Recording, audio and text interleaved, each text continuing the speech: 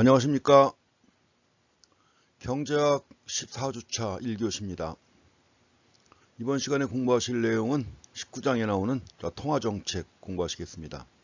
우리가 지난 시간에 은행과 그리고 화폐 그리고 중앙은행에 대해서 공부하셨는데, 그 중앙은행이 실시하는 그 대표적인 경제정책의 하나가 통화정책입니다. 그래서 정부가 실시하는 재정정책과 함께 가장 대표적인 정책이죠. 그래서 우리가 경제를 갖다 안정화시키고자 할 때, 정부가 개입할 때 그 방법이 두 가지가 있다는 거 여러 번 말씀드렸습니다. 재정정책과 통화정책. 그래서 그 중에서 중앙은행이 실시하는 그 통화정책에 대해서 이번 시간에 공부하시겠습니다. 우리 책 보게 되면은 그 19장 표지에 정부에서 가장 권력이 있는 사람이 이렇게 나옵니다. 미국 정부에서 가장 권력이 있는 사람이라고 했는데, 사실은 그 정부하고 좀 구분해야 되는 거죠. 중앙은행이기 때문에 정부하고 구분해야 되는 건데 그냥 정부라고 나와 있습니다. 제닛 옐런 전 의장이죠. 이제 전 의장이고, 그 전 의장이 벤 버냉키입니다. 벤 버냉키가 사실 굉장히 중요한 역할을 했습니다. 왜냐하면 2008년 글로벌 금융위기 때 미국 경제도 마찬가지로 최악의 상황에 빠졌는데, 그 최악의 상황에서 미국 경제를 건져낸 사람 중에 하나가 바로 벤 버냉키입니다. 그 경제를 갖다가 살리기 위해서 버냉키가 했던 것이 뭐냐면 흔히 양적 완화라고 하는 이런 정책입니다. 양적 완화 많이 들어보셨죠?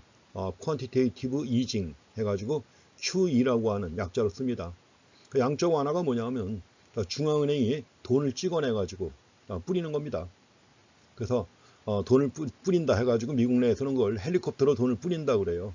그래서 벤 버냉키가 페드 의장을 할 때 여러 차례에 걸쳐서 양적 완화를 실시했고, 이걸 바탕으로 해가지고 미국 경제가 크게 또 호황을 보일 수가 있었던 것입니다. 그러다가 이제 지금 이 상황을 갖다가 맞게 된 거죠. 그래서 그 벤 버냉키가 헬리콥터로 돈을 뿌렸다 해가지고 벤 버냉키의 별명이 헬리콥터 벤입니다. 여러 차례 돈을 갖다 뿌렸습니다. 정말. 그래가지고 어쨌든 간에 미국 경제를 살려냈고, 우리가 지금 크루그만 경제학 갖고 공부하고 있는데, 현재 국내에서 많이 보는 경제학 교과서 한 3권 정도 있는데, 대표적인 것이 뭐 잘 아시겠지만 맹쾌 경제학이 있고 크루그만 경제학이 있죠. 또 세 번째가 바로 버냉키의 경제학입니다. 그 버냉키가 쓴 경제학 교과서도 꽤 많이 보고 있는데, 어쨌든 간에 미국 경제에서 가장 권력 있는 사람 해가지고 페드 의장이에요.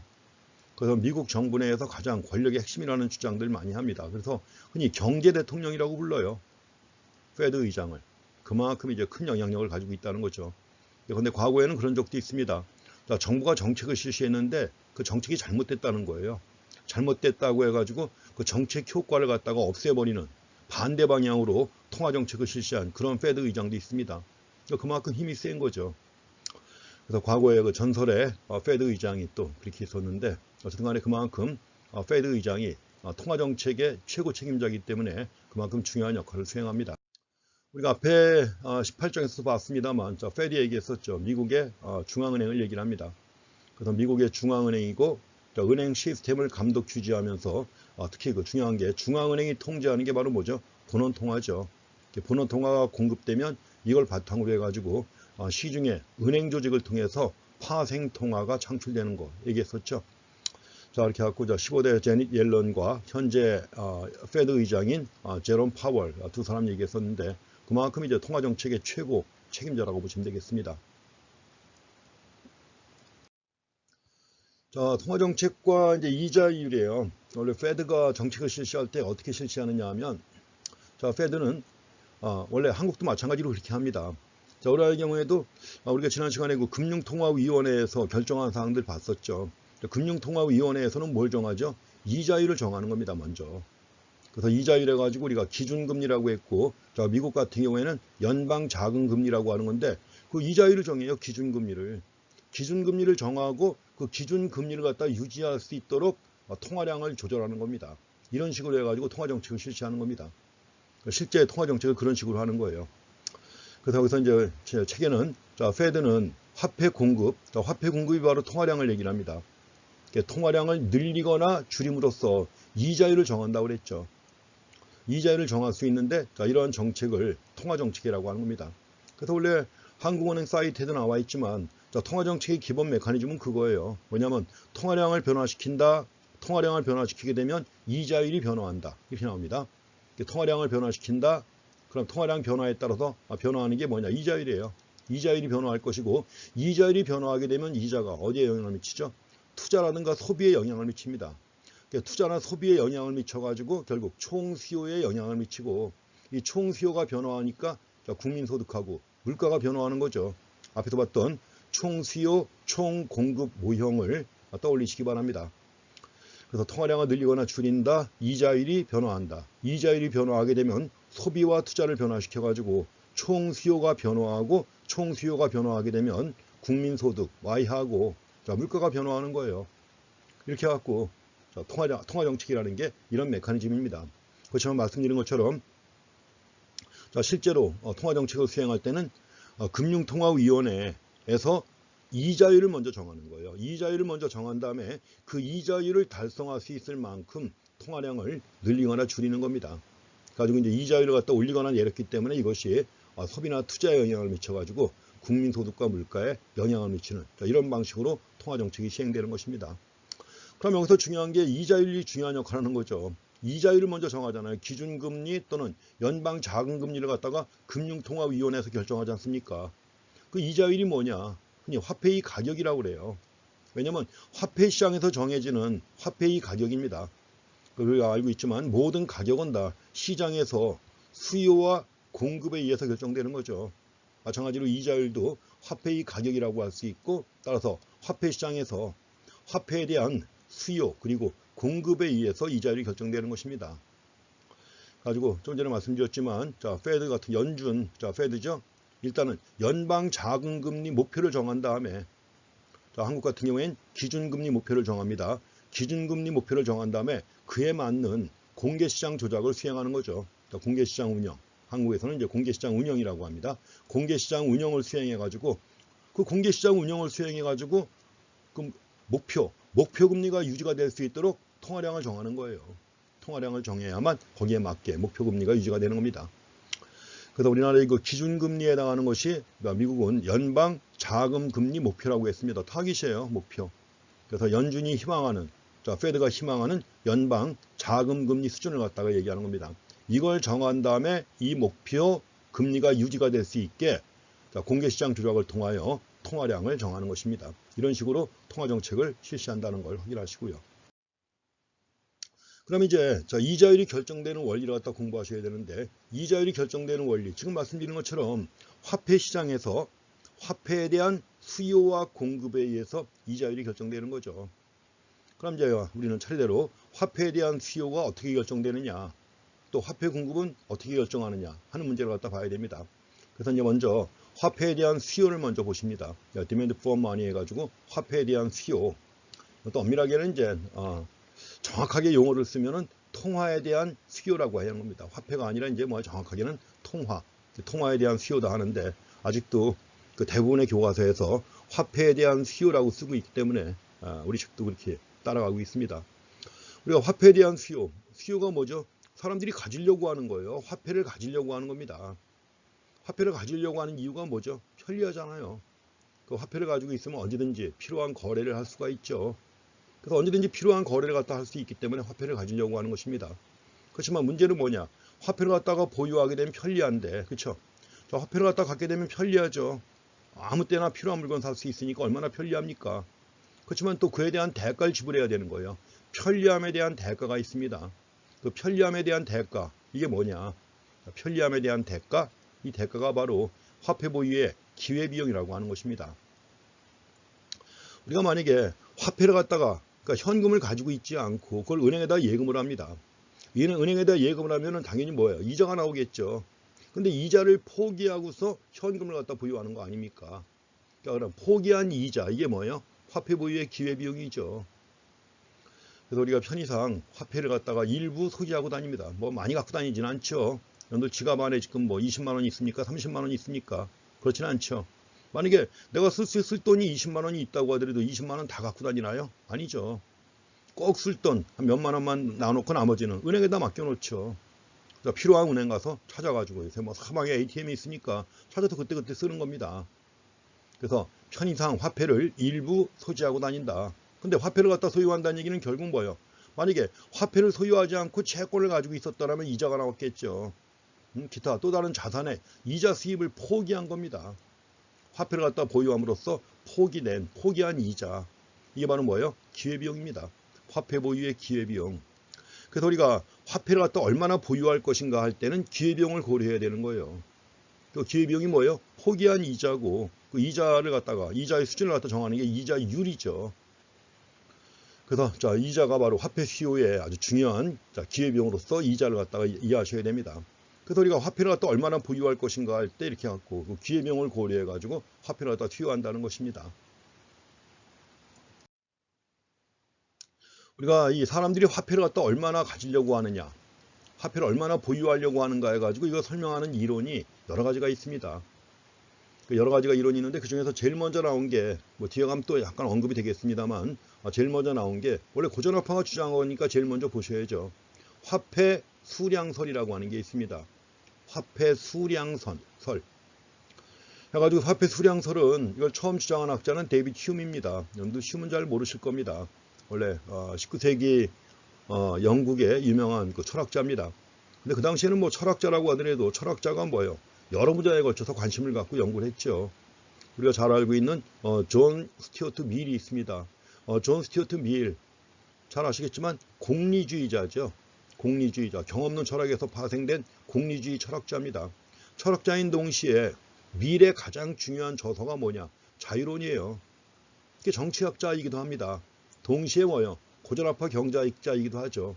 이렇게 해가지고 밀하면 철학에서도 공부하고 정치학에서도 공부하고 그 다음에 경제학에서도 언급이 되는 아주 대표적인 학자입니다. 마찬가지로 그 데이비드 휴움도 철학자지만 여러 가지 경제학이라든가 기타 사회 문제에 대해서 관심을 가지고 많이 연구한 사람입니다. 그래서 데이비드 휴움이 오늘날 우리가 화폐 수량설이라고 하는 그 가장 원조적인 형태를 갖다 처음 제시한 겁니다. 그래서 데이비드 휴움이 주장했다. 그다음 휴움이 주장한 이 내용을 그 뒤에 20세기 초반에 미국의 유명한 고전학파 경제학자입니다. 어빙 피셔라는 학자가 있어요. 그래서 휴움이 주장한 이 주장을, 물론 이제 휴움은 어떤 모형을 제시한 게 아니라 말로 설명한 거예요. 말로. 그런데 통화량이 증가하면 돈이 많아지면 물가가 오른다. 뭐 이런 식으로 이제 말로 설명한 건데 그걸 갖다가 경제학자인 어빙 피셔가 이걸 식으로 만든 거예요. 식으로 만들어가지고 이 식을 갖다가 교환방정식이라고 합니다. 그래서 어빙 피셔에 의해서 교환방정식으로 이제 체계화돼가지고 정리가 됐고, 그리고 피셔의 교환방정식과 관련된 화폐 수량설을 갖다가 지지한 학자가 바로 밀턴 프리드먼입니다. 프리드먼은 여러 번 언급됐었죠. 시카고 대학의 자유주의 경제학의 가장 우두머리입니다. 그래서 원래 케인스 경제학과 이제 고전학파 계열의 경제학이 있는데, 케인스 계열의 경제학을 체계화하고 정리한 학자가 바로 첫 시간에 공부했던 폴 앤서니 세뮤얼슨 MIT 대학의 교수입니다. 가지고 이제 그 이후 MIT라든가 하버드 이런 대학들은 주로 케인즈 경제학이 지배하게 됐고, 반면에 프리드먼 시카고 대학이에요. 시카고 학파라고 해가지고 아주 자유주의 경제학의 본산입니다. 그걸 대표한 학자가 바로 밀턴 프리드먼이에요. 가지고 프리드먼이 역시 고전학파의 이런 화폐 수량설을 갖다가 지지한 이런 학자입니다. 화폐 수량설의 아이디어는 뭐냐 하면, 통화량이 변화한다. 통화량이 변화합니다. 그럼 통화량이 변화하게 되면 같은 비율로 총 지출이 변화한다는 겁니다. 총 지출이 변화한다. 이거 앞에 되겠지만 총 지출은 뭐에 합계해요? 소비 더하기, 투자 더하기, 정부 지출, 정부 구매죠. 더하기 순수출을 합친 게 총 지출입니다. 근데 통화량이 변화하면 일단 같은 비율로 총 지출이 변화한다. 그리고 총 지출이 변화하게 되면 같은 비율로 물가가 변화한다는 얘기예요. 통화량이 변화하게 되면 같은 비율로 물가가 변화한다. 이런 주장입니다. 그러니까 이게 바로 통화량이 변화함이 결국 같은 비율로 물가가 변화한다는 거니까 엄밀하게는 뭐예요? 고전학파의 물가 이론입니다. 물가 이론인데 이거 갖다가 화폐 수요 이론으로 해석을 합니다. 그래서 물가 이론이지만 화폐 수요 이론으로 해석을 해요. 사람들이 왜 화폐를 갖다 가지느냐? 화폐를 가지는 이유가 뭐예요? 교환의 매개 수단으로 화폐를 갖다 보유한다는 겁니다. 가지고 통화량이 변화하게 되면 같은 비율로 물가가 변화한다는 물가 이론이지만 이걸 화폐 수요 이론으로 해석을 하는 것입니다. 원래 이제 피셔의 교환 방정식이 있는데, 피셔의 교환 방정식을 약간 다른 관점에서 정리한 것이 알프레드 마셜에 의한 케임브리지 방정식이라는 것도 있습니다. 알프레드 마셜의 케임브리지 방정식. 이것도 우리가 좀 더 약간 수준 높은 경제학 공부할 때는 공부하셔야 되는 내용인데, 일단은 이런 것들이 화폐 수량설에 해당하는 내용이다. 어빙 피셔의 교환 방정식, 케임브리지 방정식. 이런 것들이 있다는 거 확인하시고요. 그 뒤에 가서 화폐 수량설은 다시 한번 언급을 할 것입니다. 일단 이것이 화폐 수요 이론의 최초 형태다 하는 거 보시면 되겠습니다. 다음에 두 번째 나온 게 케인스의 유동성 선호 이론입니다. 케인스의 이론 중에 가장 핵심을 이루는 것이 국민소득 결정 이론해 가지고 유효 수요 이론이 있고요. 또 한 가지는 화폐 시장을 설명하는 유동성 선호 이론해 가지고 두 가지가 대표적입니다. 그 중에서 이제 케인스가 설명하는 유동성 선호 이론 해가지고 이자율의 결정 원리를 갖다 설명할 때 매우 중요한 기초가 되는 겁니다. 그 이자율의 결정 원리를 설명해야 되는데 그 전에 뭘 설명해야 돼요? 화폐 수요를 설명을 해야죠. 케인스의 접근 방법은 다릅니다. 뭐냐면 케인스는 존 메이나드 케인스, 사람들이 화폐를 갖다 수요하는 동기를 중시해요. 모티브를. 동기. 왜 사람들이 왜 화폐를 가지려고 하느냐? 그 동기를 갖다 중요시하는데 그 화폐 수요를 갖다가 케인스가 쓴 용어는 유동성 선호라는 용어 쓰는 겁니다. 사람들이 유동성을 선호한다. 유동성의 대표적인 게 바로 뭐예요? 화폐죠. 그래서 유동성이라고 하는 건 우리가 앞에서 말씀드렸습니다. 유동성은 어떤 자산이 있을 때 어떤 자산이 가치의 감소 없이 얼마나 현금화될 수 있는가 하는 거 있죠. 이게 바로 유동성 선호예요. 유동성. 결국 유동성을 선호한다는 말은 뭐죠? 화폐를 갖다 수요한다는 얘기죠. 그래서 케인스는 화폐 수요의 동기를 갖다가 세 가지로 구분한 바가 있습니다. 그 세 가지가 뭐냐? 거래적 동기, 트랜잭션 모티브. 그 다음에 예비적 동기. 가지고 거래적 동기, 예비적 동기, 또 한 가지가 투자적 동기 해가지고 이건 스페큘러티브라고 하는데, 원래 우리가 스페큘러티브 번역하면은 뭐죠? 투기라고 하는 겁니다. 투기. 그래서 아직도 많은 교과서에서는 이걸 투기적 동기라고 나와요. 투기적 동기라고 나오는데, 국내 사회에서 투기라는 용어가 뉘앙스가 어때요? 좋은 느낌, 나쁜 느낌, 약간 범죄적인 이런 느낌이 들죠. 그렇기 때문에 이제 투기라는 말 표현 대신에 투자적이라고 해서 많이 씁니다. 물론 이제 우리가 뭐 투자냐 투기냐 하는 것은 차이가 참 모호하죠. 그렇죠? 그냥 뭐 말은 투기라고 하지만 어떻게 보면 투기라고 하는 거, 증권 투자하는 거, 요새 뭐 동학 게임이 많이 나오는데 증권 투자하는 것도 결국 뭐예요? 차익 먹기 위한 거 아닙니까? 투기죠. 투기요. 그러면 이제 부동산 뭐 분양할 때 그냥 다 뛰어들어 가지고 요새 뭐 줍줍이니 별 용어도 다 나오는데 그것도 결국 뭡니까? 투기라고 하는 거죠. 목적은 시세 차익을 노리는 거예요. 그럼 시세 차익을 노리는 거니까 다 투기 아닙니까? 근데 어떤 건 투자라고 어떤 건 투기고, 이거 말이 안 되는 거죠. 물론 좋은 기준은 있습니다. 투자냐 투기냐 결정하는 좋은 기준 뭘까요? 내가 부동산을 샀다. 내가 사면 투자고 남이 사면 뭐예요? 투기. 그렇게 얘기하죠 많이. 현실적으로 그렇게 얘기 많이 합니다. 그래서 이제 투기라는 용어가 그런 의미가 있기 때문에 투자적이라고 많이 번역을 합니다. 지금은. 그래서 투자적 동기 해가지고 세 가지로 구분해요. 거래적 동기는 뭘까요? 거래적 동기. 근데 화폐는 교환의 매개 수단이에요. 교환의 매개 수단이니까 뭐예요? 일상의 거래를 위해서는 화폐가 필요하죠. 여러분들이 앞에서 아침에 집에서 나올 때 돈 갖고 나오죠. 그 돈 갖고 나오는 이유가 뭐예요? 하루 종일 거래가 이루어지잖아요. 버스 요금도 내야 되고 지하철 요금도 내야 되고 점심 사 먹고 돈 내야 되고, 이게 다 거래적 동기입니다.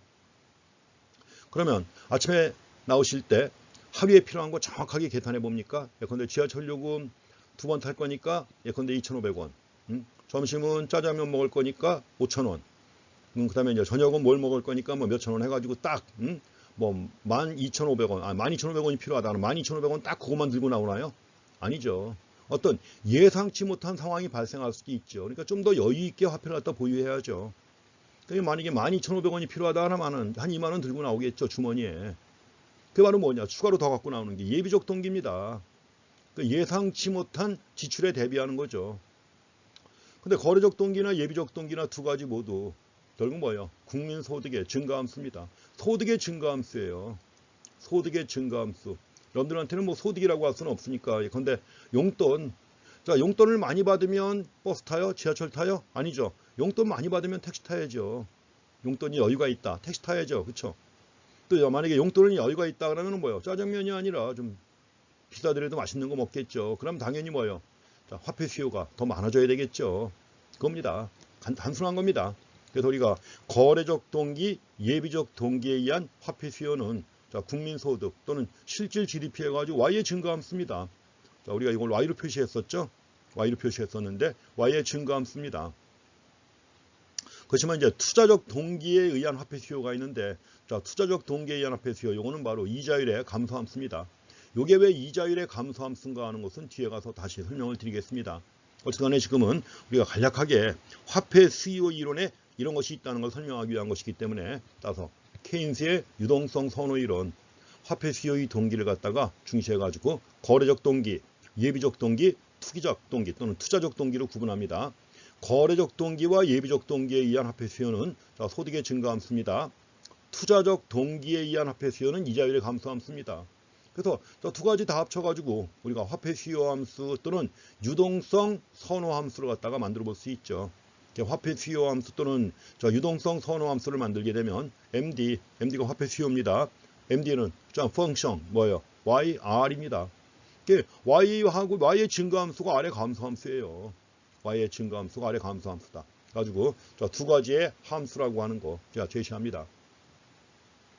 가지고 이걸 바탕으로 해가지고 이제 케인스가 또 유동성 함정이라는 또 개념도 제시하게 되는데, 유동성 함정. 또 약간 이제 수준 높은 얘기인데 여기서는 아마 자세히 나오지는 않고, 그렇지만 우리가 1930년대 세계 대공황기에 극도의 경기 침체 시에 그 상황을 설명하려면 또 꼭 필요한 개념이 유동성 함정입니다. 뭐 뒤에 가서 시간 여유 되는 대로 한번 보겠습니다. 그래서 어쨌든 간에 케인스의 유동성 서론이론, 화폐 수요는 소득과 이자율의 함수인데, 여기서 케인스가 더 중시하는 것은 이자율을 더 중시합니다. 소득보다는 이자율이 더 중요하다는 거예요. 소득보다 이자율이 더 중요하다. 그래서 이걸 원래 약간 수준 높게 표현할 때는 그래요. 탄력성 개념을 이용합니다. 탄력성 개념을 이용해 가지고 화폐 수요의 소득 탄력성은 작고, 반면에 화폐 수요의 이자율 탄력성은 크다. 이런 식으로 표현합니다. 탄력성이 뭐예요? 독립 변수가 1%포인트 변화할 때 종속 변수가 얼마나 변화할 것인가 하는 거죠. 그래서 우리가 화폐 수요의 이자율 탄력성이라고 할 때는 이자율이 변화할 때 화폐 수요가 얼마나 변화할 것인가 하는 거예요. 케인즈는 이자율을 더 중시하기 때문에 화폐 수요의 이자율 탄력성은 매우 크다. 그리고 극단적으로 경기가 극도로 침체한 경우에는 화폐 수요의 이자율 탄력성이 무한대라고 보는데, 자, 케인스의 주장입니다. 극단적인 주장인데, 화폐 수요의 이자율 탄력성이 무한대일 때, 자, 탄력성이 무한대다. 곡선의 형태가 어떤 형태죠? 수평이 되죠. 탄력성이 0이면 곡선은 수직입니다. 탄력성이 무한대면 수평이 되는데, 자, 케인스는 극도로 경기가 침체한 경우, 이럴 때는 화폐 수요의 이자율 탄력성이 무한대가 된다고 봐요. 무한대가 되고 화폐 수요 곡선은 수직이다. 그리고 이런 상황을 유동성 함정이라고 합니다. 유동성 함정에서는 뭐예요? 화폐 수요 곡선이 어떤 형태? 수직이 되는 겁니다. MD 곡선이 수평이 되는 겁니다. MD 곡선이 이렇게 돼요. 수평.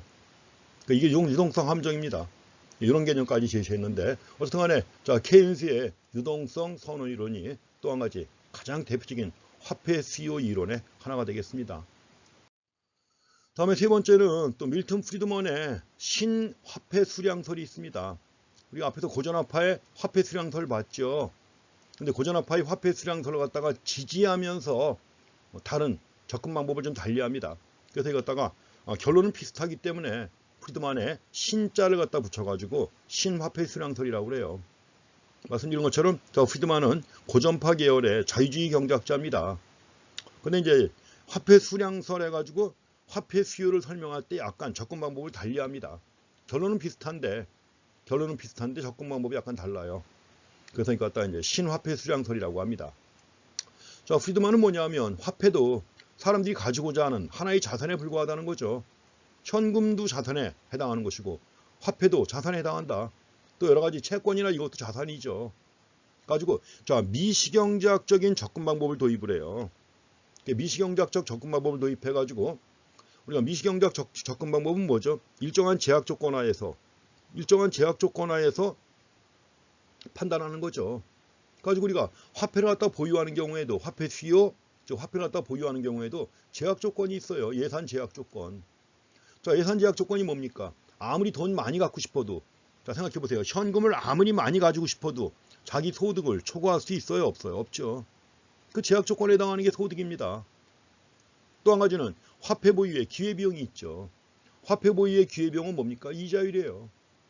그래서 프리드만의 경우에도 결국 화폐 수요를 결정하는 요인은 케인스와 마찬가지로 실질 소득과 이자율 두 가지를 제시합니다. 실질 소득과 이자율 두 가지를 제시하는데, 자, 케인즈하고 다른 큰 특징이 뭐냐? 자, 케인즈의 경우에는 이자율이 더 중요하다고 봤죠. 이자율이 더 중요하다고 봤지만, 자, 프리드만은 실질 소득이 더 중요하다고 봅니다. 그러니까 실질 소득이 화폐 수요에 더 큰 영향을 미친다는 거예요.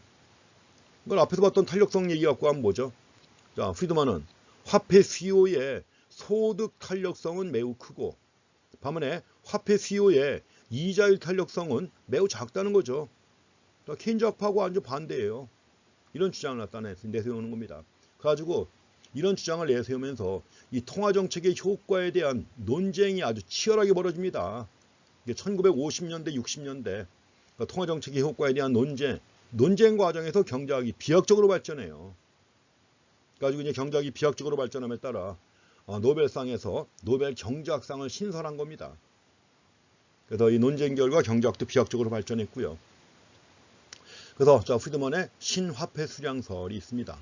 물론 이거 말고도 이제 몇 가지 또 있습니다. 몇 가지 뭐 포트폴리오 이론 관련된 것도 있고 몇 가지 있는데, 일단 우리가 지금 경제학 수준에서 봐야 될 핵심적인 이론들은 이런 것들이 있습니다. 결국 화폐 수요를 갖다 결정하는 게 중요한 게 두 가지라는 거 아니에요. 소득과 이자율 두 가지라는 거죠.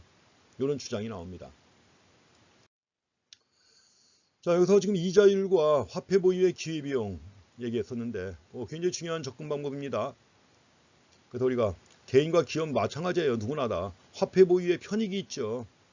화폐 보유의 편익과 또 자, 화폐를 갖다 가지고 있으면, 현금 가지고 있으면 이자가 나와요? 안 나와요? 안 나오죠. 근데 화폐를 갖다 보유하고 있으면 편리하긴 하죠. 그러면 또 한 가지, 이자가 발생하는 비화폐 자산이 있습니다. 채권이나 자산이 있잖아요. 기타. 그래서 개인과 기업 누구나 화폐 보유의 편리함, 그리고 비화폐 자산 보유의 편익 간에 상충관계의 직면에 있습니다. 자, 비화폐 자산을 갖다 보유하게 되면 이자가 나올 것이고, 그렇지만 이자가 나오지만 편리함은 포기해야죠. 반면에 화폐를 갖다 보유하게 되면 이자는 없지만 편리하죠. 이 두 가지의 상충관계의 직면에 있는 겁니다. 그래서 얼마나 현금을 갖다 보유할 것이고 얼마나 비화폐 자산을 갖다 보유할 것이고 이래요. 물론 이자율도 여러 가지 차이가 있습니다. 이자율도 예컨대 1개월 만기 정기예금 증서, 우리 정기예금 증서 해가지고 이거 갖다 이제 우리가 CD라고 합니다. CD. 양도성 예금 증서라고 국내에서는 번역을 합니다. 양도성 예금 증서. 정기예금 증서인데 양도할 수 있는 거예요. 팔 수 있는 거예요. 다른 사람에게. 정기예금 증서인데 다른 사람에게 팔 수 있다. 그래서 이걸 양도성 예금 증서라고 해가지고 자, 정기예금의 가장 기본적인 이자율로 파악합니다. 자, 2007년도 5.3%. 와, 이건 뭐 상상할 수 없는 이자율이죠. 요새는 정기예금 이자율 제일 높아봤자 2% 이내입니다. 지금은. 그 다음에 이자를 지급하는 요구불예금. 원래 미국에서는 요구불예금은 이자가 없어요. 근데 이자를 지급하는 또 요구불예금이 있습니다. 2.3%. 상당히 높은 거죠. 근데 어쨌든 간에 금리에 그만큼 차이가 있다는 거죠. 금리에 차이가 있는데 이게 어떤 차이냐. 유동성 차이입니다.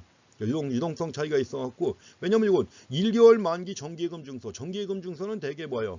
자, 계약기간 중에 찾아야 안 찾아요? 안 찾지요. 안 찾기 때문에 대출을 갖다 쉽게 할 수 있죠. 그러나 요구불예금은 언제 찾아갈지 모르죠. 언제 찾을지 모르는 거니까 마음대로 대출할 수 있나요? 없죠. 그러니까 금리가 싼 겁니다. 어쨌든 간에 그래서 이자율이 이렇다는 건데 중요한 건 위에 얘기입니다. 화폐 보유의 편익, 비화폐 자산 보유의 편익 간의 상충관계의 직면에 있다는 거. 이 점을 이해하셔야 되는 거죠. 자, 이자율에도 단기 이자율과 장기 이자율이 있는데 여기서도 단기와 장기라는 것은 1년 기준으로 합니다. 그래서 만약에 1년 이하 만기, 자, 만기가 1년 이하일 때는 단기 이자율이에요. 반면에 자, 수년 후에 만기가 되는 금융자산이 있죠. 자, 수년 후라고 했지만 사실은 뭐예요? 1년 초과예요. 1년 초과. 1년 이하면 단기, 1년을 초과하면 장기라고 하는 겁니다. 장기 금융자산에 대한 이자율인데 두 가지 당연히 다 다르죠. 물론 같은 방향으로 흘러가지만 두 가지를 항상 구분해서 보셔야 됩니다. 그럼 이자율이 높을수록 화폐 보유의 기회비용은 높은 거죠. 화폐 보유의 기회비용이 바로 포기한 이자입니다. 당연히 이자율이 높으면 화폐 보유의 기회비용이 높은 것이고 이자율이 낮으면 화폐 보유의 기회비용은 낮은 거죠. 그리고 항상 주의하실 것이 여기서 우리가 이자율이라고 할 때 이자율은 명목 이자율 얘기하는 것입니다. 명목 이자율 해가지고 자, 인플레이션이 있을 때 인플레이션에 대해서 조정되지 않은 이자율이에요. 그래서 우리가 경제학에서 이자율하면 별도로 실질 이자율이라고 지적하지 않으면 다 명목 이자율 얘기하는 겁니다. 이자율은. 그런데 우리가 교내 하나은행 있죠. 학교 안에 하나은행이 있는데 하나은행 들어가 보세요. 그럼 뒤에 디지털 표시기가 있어가지고 뭐요? 뭐 오늘의 정기예금 금리 무슨 금리 이렇게 쭉 나와 있습니다. 거기 나와 있는 금리. 자, 하나은행에서 게시하고 있는 금리 그게 뭐예요? 명목이자율이에요. 다. 명목이자율. 근데 내가 아파트를 갖다 구입하기 위해서 대출을 받았다. 그럼 대출 계약서를 작성한 다음에 계약서 안에 이자율이 나와 있죠. 그럼 계약서상의 이자율 그건 뭐예요? 명목이자율이에요. 다. 그래서 우리가 일반적으로 얘기하는 이자율은 다 명목이자율. 거기서 이제 인플레이션율을 빼야만 실질 이자율이 되는 것이죠. 그래서 언급하지 않는 경우 이자율은 명목 이자율을 얘기를 합니다. 자, 수많은 이자율이 존재합니다. 좀 전에도 우리가 두 가지 이자율 봤잖아요. 그리고 이제 여러 가지 이자율이 정확하게 함께 변동하지는 않아요. 함께 변동하지는 않지만 대체로 같은 방향으로 변화합니다. 그러니까 뭐 어느 한 가지가 올라간다. 다른 거 다 올라가요. 또 여기 2007년 6월, 2008년 6월 이게 이제 2007년 말부터 글로벌 금융 위기가 시작되기 해가지고 2008년에 오게 되면 상당히 심화됩니다. 금리가 팍 떨어졌어요. 그때. 그래가지고 연방 기준금리, 기준금리 아니에요. 연방 자금금리도 5.25에서 2.0까지 이 짧은 기간 동안 1년 동안에 몇 차례 또 내린 거예요. 이게. 아까도 얘기했지만 벤 버냉키가 뭐 양적 완화를 실시하면서 뭐예요. 그 짧은 기간 동안에 금리를 갖다 이렇게 팍 내린 겁니다. 이게 5.25에서 2.0. 이건 뭐 사상 유례 없는 그런 금리 인하예요. 자, 그렇게 하니까 또 1개월 만기 정기예금 증서의 경우에도 금리 하락하죠. 정도는 달라요. 정도는 다르지만 하락했다. 자, 이자 지급부 요금 예금도 이자율이 하락했습니다. 같이 움직여요. 크기는 같지 않지만 여러 가지 단기 이자율이 같은 방향으로 움직이는 것입니다. 그래서 이렇게 관계 체크해 주시고, 그럼 이제 우리가 화폐 수요에 대해서 몇 가지 봤으니까 이자율과는 뭐예요? 마이너스의 관계 있잖아요. 그렇죠? 이자율과 마이너스 관계. 그래서 자, 이자율, 화폐 수요 해가지고 좀 전에 얘기했습니다. 자, 이자율이 높다. 이자율이 높을 때는 뭐예요? 화폐 보유의 비용이 기회비용이죠. 기회비용이 크다. 기회비용이 크다면 당연히 뭐예요? 화폐 수요량은 작겠죠. 높은 이자율에서는 화폐 수요량이 작아요. 이것처럼. 여기서 작다. 이 점이 화폐 수요점이 되는 거죠. 반면에 낮은 이자율에서는 어때요? 화폐 보유의 기회비용이 작죠. 작으니까 화폐 수요량은 더 큰 겁니다. 이자율이 낮을 때는 화폐 수요량이 더 크다는 거죠. 이만큼. 그래서 이 관계, 이 점과 이 점 연결하면 바로 우하향하는 화폐 수요곡선이 그려지는 것입니다. 그래서 화폐 수요곡선은 우하향한다. 이렇게 해갖고 가장 단순하게는 그냥 기회비용 가지고 설명할 수 있죠. 왜 우하향하느냐. 우하향하는 이유를 갖다가 기회비용 개념 가지고 설명할 수 있습니다. 그래서 이자율과 화폐 수요량 간의 관계를 나타내는 것이다. 우하향하는 형태입니다. 근데 화폐 수요 곡선이 우하향하는 것을 앞에서 봤던 케인스의 주장 가지고 본다면 또 이렇게 볼 수가 있습니다. 여기서 바로 투자적 화폐 수요 개념이 나와요. 투자적 화폐 수요. 케인스의 설명인데 유동성 선호설입니다. 자, 이자율과 화폐 수요 간의 관계죠. 이자율과 화폐 수요 간의 관계입니다. 여기서 일단 이자율이 하락하니까 화폐 수요는 증가한다. 이자율이 하락하니까 화폐 수요가 증가했잖아요. 그렇죠? 증가했고 따라서 이자율과 화폐 수요는 마이너스 관계에 있고 마이너스 관계이기는 당연히 뭐예요? 우하향하는 화폐 수요 곡선이 나오는 것입니다. 근데 그 사이에 있는 관계를 갖다 여러분들이 잘 이해하셔야 돼요. 이거를. 자, 일단 여러분들이 경영학과이기 때문에 이거 잘 보셔야 돼요. 경영학과는 앞으로 계속해서 이런 것들을 기초로 한 내용들 공부 많이 합니다. 그러니까 기초적인 내용들이 충분히 갖춰져 있으면 올라가도 쉬워요. 자, 설명합니다. 이자율이 하락합니다. 이자율이 하락하면 채권 가격은 상승합니다. 채권 가격이 뭐냐? 이자율이 R이라고 할 땐 채권 가격은 R분의 1입니다. 왜 이자율이 하락할 때 채권 가격은 상승하느냐? 채권 가격은 뭐죠? 채권 갖고 있으면 뭐가 나와? 이자가 나오죠. 그러면 채권을 가지고 있을 것으로 예상되는 동안 채권에서 발생할 이자의 앞으로 채권으로부터 얻게 될 이자의 현재 가치의 합계, 그게 바로 채권 가격이에요. 가지고 그 개념 가지고 계산하게 되면 이자율이 R일 때 채권 가격은 R분의 1이다. 그러니까 상승하죠. 그러면 이자 채권 가격이 상승한다. 채권 가격이 상승해가지고 더 이상 올라갈 수 없는 데까지 올라갔어요. 그럼 사람들은 어떻게 할까요? 채권 가격이 더 이상 올라갈 수 없는 데까지 올라갔잖아요. 그럼 어떻게 할까요? 채권 가격이 하락할 것을 예상하죠. 더 이상 올라갈 수 있는 데까지 다 올라갔다. 그럼 곧 하락할 것이라고 예상하겠죠. 여기서도 케인스 경제학의 심리 요인이 포함되는 겁니다. 사람들이 예상하는 거예요. 그렇게. 그것도 케인스의 3대 심리 법칙의 하나에 포함되는 거죠. 제가 케인스 경제학의 3대 심리 법칙 검색해가지고 꼭 기억하시라고 그랬죠. 잘 확인하시기 바랍니다. 이것도 그 중에 하나예요. 채권 가격이 더 이상 올라갈 수 없는 데까지 올라갔다. 그럼 하락을 예상하겠죠. 채권 가격이 하락할 거라고 예상하는데 어떻게 할까요? 다 팔아야죠. 빨리. 보유하고 있는 채권을 전부 다 매각해야 돼요. 그럼 채권은 매각하고 현금으로 가져야 되는 건데 그 채권을 매각한 다음에 보유하는 현금, 이게 바로 뭐예요? 투자적 화폐 수요죠. 투자적 화폐 수요가 증가하는 거예요. 이자율이 하락하니까 투자적 화폐 수요가 증가했다. 따라서 이자율과 화폐 수요는 마이너스의 관계에 있다. 마이너스 관계에 있기 때문에 따라서 이걸 바탕으로 해가지고 뭐예요? 우하향하는 화폐 수요 곡선이 그려지는 것입니다. 그래서 이런 식의 설명이 바로 유동성 선호설에 따른 설명이에요.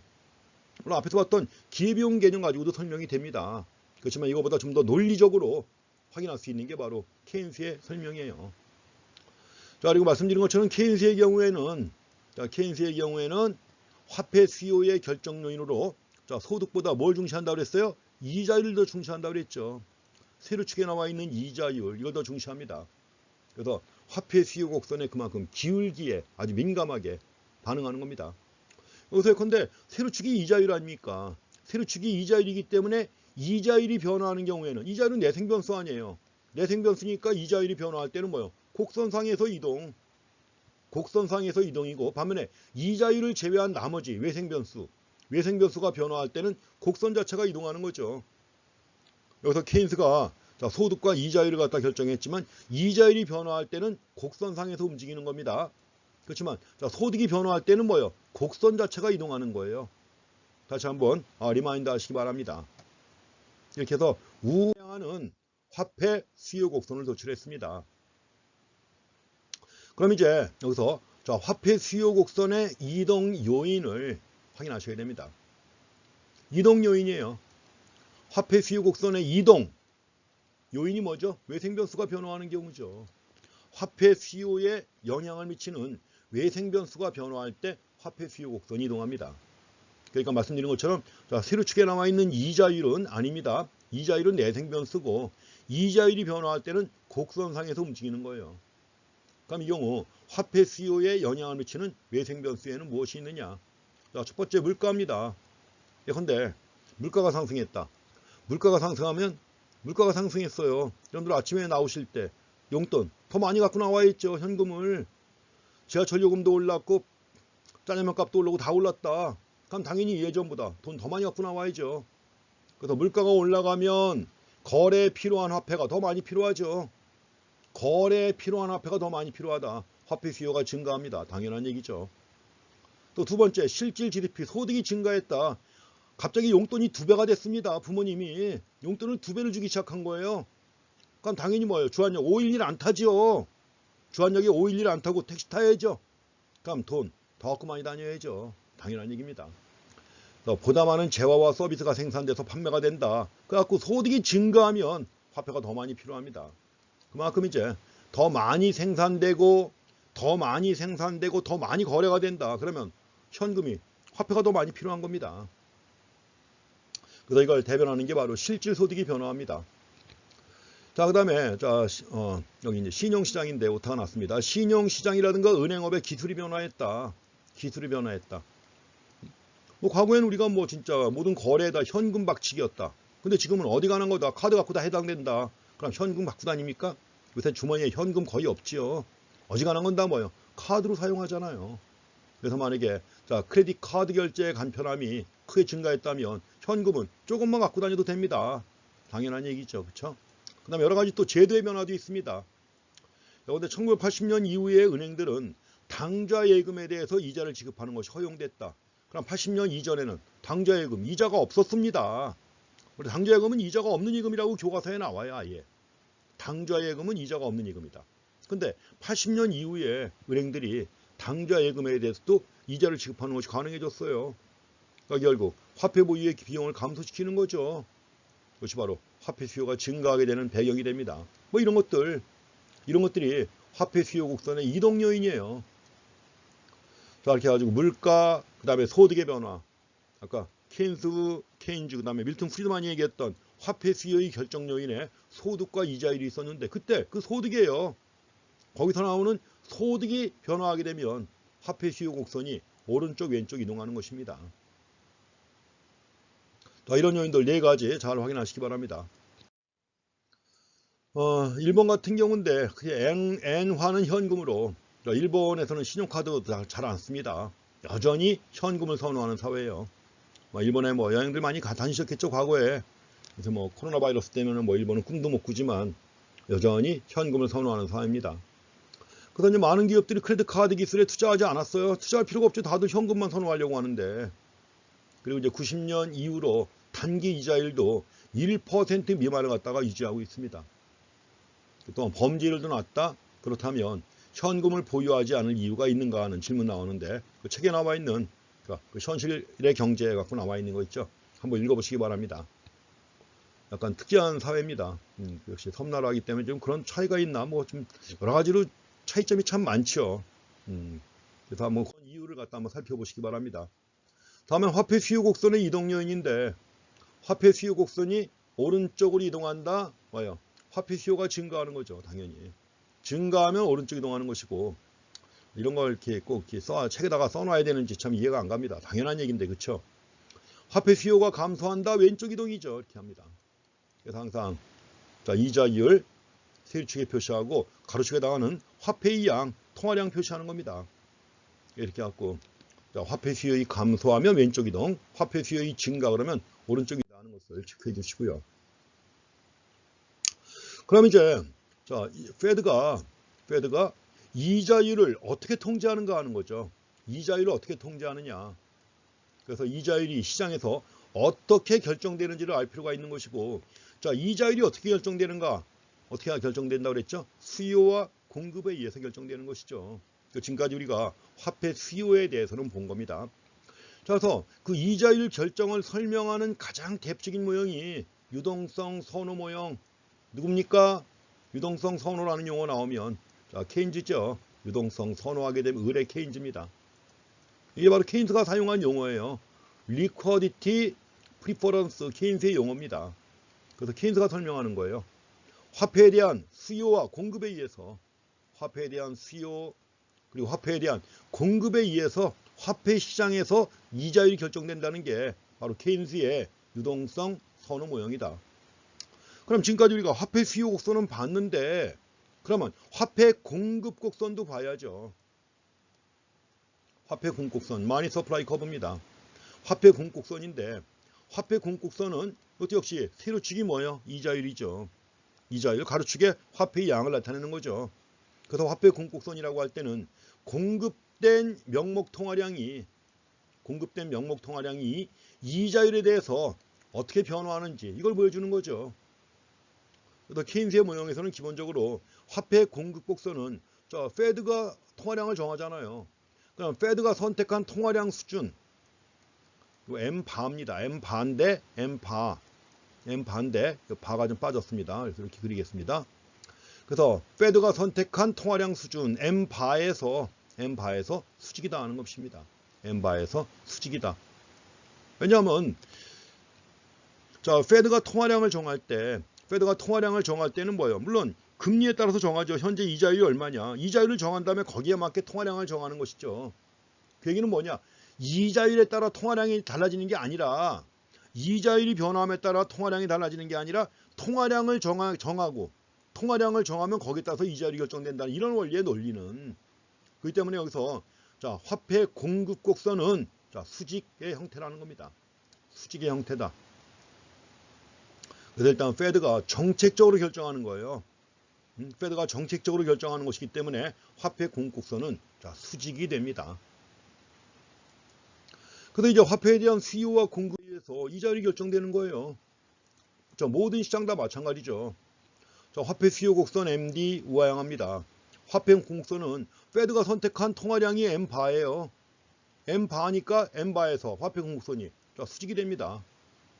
그러니까 이자는 어떻게 결정되겠어요? 당연히 교차하는 점이 균형점이 될 것이고 균형점에서 이자율이 결정되죠. 균형점에서 이자율, 균형 이자율 R 이퀄리브리엄과 그 다음에 통화량 변화가 없죠. 이거는 페드가 정한 통화량 그대로입니다.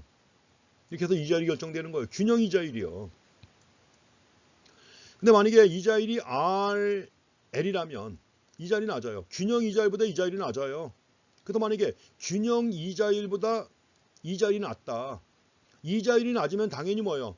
통화량보다 화폐 공급보다 화폐 수요가 많지요. 이자율이 낮으니까 화폐 수요 ML이 통화량 M바보다 더 높지요. 화폐 공급보다. 그래서 MD가 MS보다 크다. 화폐에 대한 뭐예요? 초과 수요입니다. 화폐의 공급 부족이에요. 화폐에 대한 초과 수요 곧 화폐의 공급 부족. 화폐는 부족하고 화폐가 부족하고 대신 화폐가 부족하다는 얘기는 뭐예요? 채권과 같은 다른 자산은 초과 공급되어 있다는 거죠.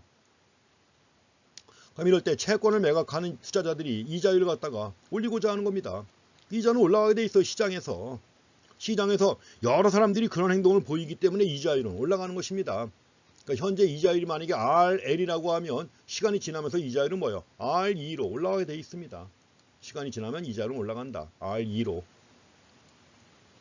올라갑니다. 반대는 반대죠. 만약에 현재 이자율이 RH에 있다. 높아요. 현재 이자율이 RH에 있다. 이자율이 높죠. 높을 때는 뭐예요? 화폐 수요보다 화폐 공급이 더 많아요. 화폐에 대한 초과 공급이죠. 화폐에 대한 초과 공급 그 말은 곧 뭐예요? 채권과 같은 다른 자산은 부족하다는 거죠. 다른 자산은 부족하다. 그래서 이런 경우 채권을 매각하는 투자자들이 이자율을 낮추게 됩니다. 이자율은 안 낮춘다. 여전히 구매자가 있다는 것을 알게 됩니다. 아주 자연스럽게 이자율이 하락하게 되는 거예요. 균형이라는 거 그렇잖아요. 지금까지 본 것처럼 어쩌다가 균형을 벗어나도 시간이 지나면 다시 균형으로 돌아온다는 거 공부하셨죠. 화폐 시장도 마찬가지입니다. 어쩌다가 균형을 벗어나도 다시 균형으로 돌아온다는 거. 그래서 화폐 시장에서 이자율은 화폐 공급 곡선과 화폐 수요 곡선이 교차하는 점에서 이자율이 결정된다는 거 확인하시기 바랍니다. 이 상태에서 만약에 화폐 공급이 변화하거나 화폐 수요가 변화하면 곡선이 이동하죠.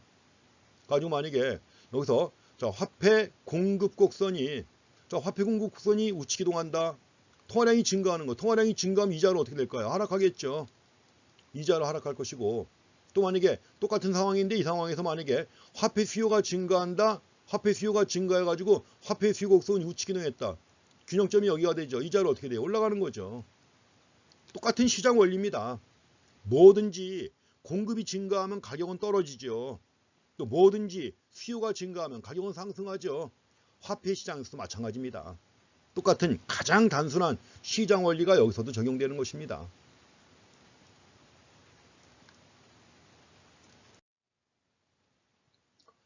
자, 이제 중앙은행의 통화정책에 대해서 공부하시겠습니다. 중앙은행의 통화정책 얘기는 이제 세세한 내용들을 볼 겁니다. 앞에서 얘기한 것처럼 화폐 공급을 늘리거나 페드가 화폐 공급을 늘리거나 줄임으로써 페드가 뭐요? 이자율을 정할 수 있죠. 물론 정하는 것 이자율을 먼저 정해요. 그렇죠? 이자율을 먼저 정한 다음에 그 이자율이 유지가 될 수 있도록 화폐 공급을 늘리거나 줄이게 되는 것입니다.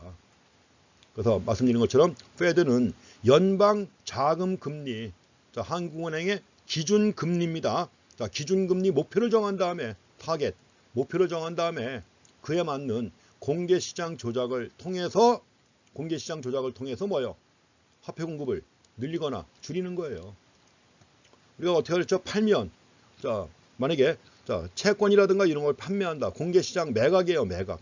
팔면은 매각 대금이 들어오죠. 시중에 통화량은 감소합니다. 만약 매입하게 되면 시중에서 채권이나 이런 걸 매입하게 되면 매입 대금이 밖으로 나가죠. 통화량이 증가하는 거예요. 이런 식으로 해가지고 이자율을 먼저 정한 다음에 그 이자율이 유지가 될 수 있도록 거기에 맞춰서 통화량을 늘리거나 줄이는 이런 방식으로 한다는 것은 몇 번 말씀을 드렸습니다. 그럼 이제 이에 대한 좀 더 구체적인 방법들 공부하셔야 되는데, 자, 그 내용들은 다음 시간에 하시고, 이번 시간은 여기까지 해보겠습니다. 구체적인 통화정책의 내용 이런 것들은 다음 시간에 이어서 하겠습니다. 이번 시간 공부하신 내용들 정리해서 자, 과제 제출하시면 되겠습니다. 자, 수고했습니다.